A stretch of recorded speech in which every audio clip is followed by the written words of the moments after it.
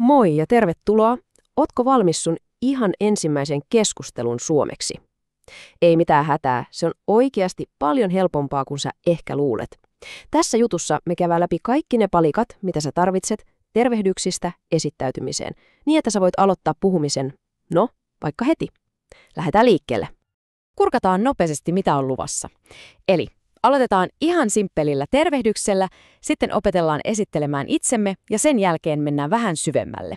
Pysähdytään ihan pieneksi hetkeksi katsomaan kieliopin tärkeimpiä juttuja ja lopuksi vedetään kaikki yhteen. Mennään. No niin, ensimmäinen askel on tietysti se, että sanotaan jotain, ja suomen kielessä on yksi sana, joka on ihan ylitse muiden. Se toimii aina, kaikkialla ja kaikkien kanssa. Ja se sana on tietenkin moi. Tämä on sun kultainen avain. Se on rento, se on ystävällinen ja se on ihan pommin varma valinta melkein missä tahansa tilanteessa. Jos sä muistat tästä koko jutusta vaan yhden ainoan sanan, niin olkoon se tämä. Toki on olemassa muitakin vaihtoehtoja. Aamulla voi sanoa huomenta, päivällä päivää ja illalla hyvää iltaa. Mutta ihan rehellisesti, jos yhtään epäröit, niin moi on sun paras kaveri. Se toimii aina. Okei, moi on sanottu. Mitäs sitten? No, sitten aletaan selvittää, kenen kanssa oikein jutellaan. Käydään läpi ne ihan tärkeimmät kysymykset, joilla keskustelu saadaan kunnolla vauhtiin. Aloitetaan ihan klassikolla. Mikä sun nimi on? Ja hei, kiinnitä huomioon tuohon sanaan sun.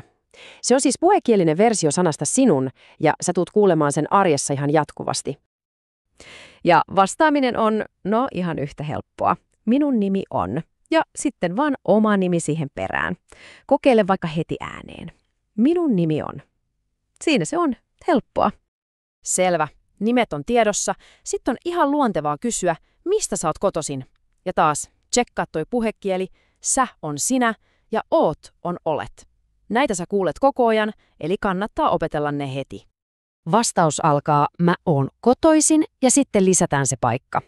Mutta nyt korvat hörölle, koska tässä tulee ensimmäinen tosi iso juttu suomen kielessä. Huomaatko ton pienen pätkän sanan lopussa? Esta. Se liimataan sanan loppuun ja se tarkoittaa from. Kun sä tajuat tämän päätteiden idean, saat jo todella pitkällä.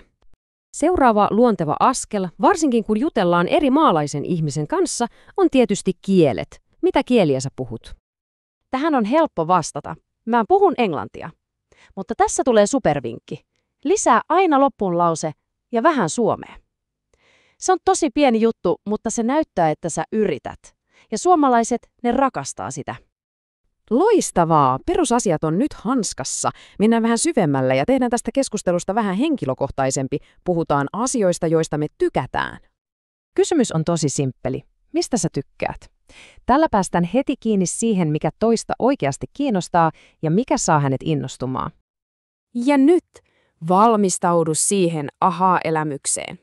Katso tuota vastausta ihan tarkkaan. Näyttääkö joku tutulta? Jep, siellä se taas on. Se sama pääte, STA. Eli mä tykkään pizzasta ihan samalla logiikalla kuin mä oon kotoisin Virosta. Tässä on suomen kielen kauneus. Kun sä opit yhden säännön, sä voit käyttää sitä monessa eri paikassa. Katsotaan pari esimerkkiä. Mä tykkään pizzasta, mä tykkään auringosta ja mä tykkään jäätelöstä. Hetkinen, huomasitko tuon viimeisen? Jäätelöstä. Jos sanassa on ääkkösiä, kuten tai ö, niin pääte muuttuukin muotoon stä. Mutta hei, älä ota tästä mitään stressiä. Tää tulee ihan luonnostaan ajan kanssa. Se perusidea on se tärkein juttu. Okei, nyt on aika kurkistaa ihan pikaisesti sinne kieliopin konepellin alle. Mutta ei hätää, me käydään läpi vaan pari ihan oleellista juttua, jotka saa kaiken aiemmin opitun loksahtamaan paikoilleen. Juttu numero 1. Verbien persoonapäätteet. Otetaan vaikka verbi olla. Suomessa se ei ole pelkästään minä olen, vaan verbin loppu kertoo kuka tekee. Eli se kuulostaa tällä. Mä olen n, sä olet te ja hän on.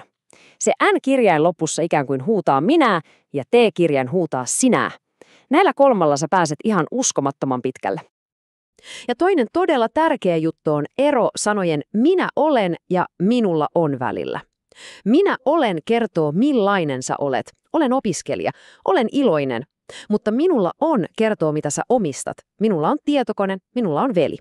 Kun sä ymmärrät tämän eron, moni asia selkenee ihan valtavasti. No niin, aika vetää kaikki yhteen.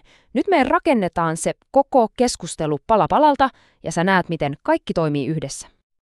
Ja tässä se on, koko paketti. Kaikki alkaa tosi helposta moista, siitä siirrytään luontevasti nimien vaihtoon, sitten selvitetään mistä päin maailmaa ollaan ja lopuksi syvennetään yhteyttä kyselemällä mielenkiinnon kohteista. Näetkö? Ihan selkeä ja looginen polku. Ja kun keskustelu on ohi ja on aika jatkaa matkaa, niin tässä on täydellinen tapa päättää juttutuokio lämpimästi. Hauska tutustua. Se jättää aina hyvän fiiliksen. Joten oletko valmis? Sulla on nyt kaikki tarvittavat työkalut. Älä yhtään pelkää tehdä virheitä. Ne kuuluu asiaan ja kaikki tekee niitä. Tärkeintä on, että sä avaat suus ja uskallat yrittää. Tsemppiä matkaan. Moi moi!